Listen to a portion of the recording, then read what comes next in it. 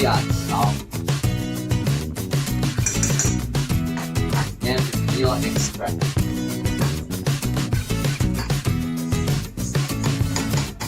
And mix.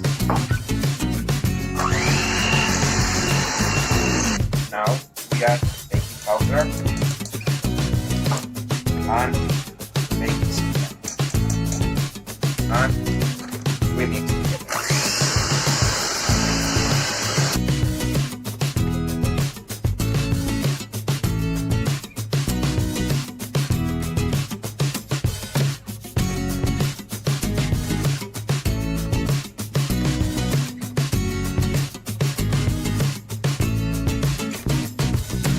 More chocolate, better it is.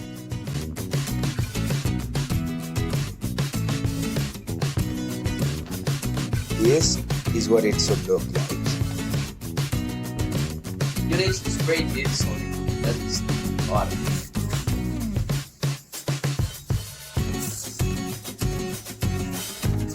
First step, we need to start baking. So we put our temperature 375 and start.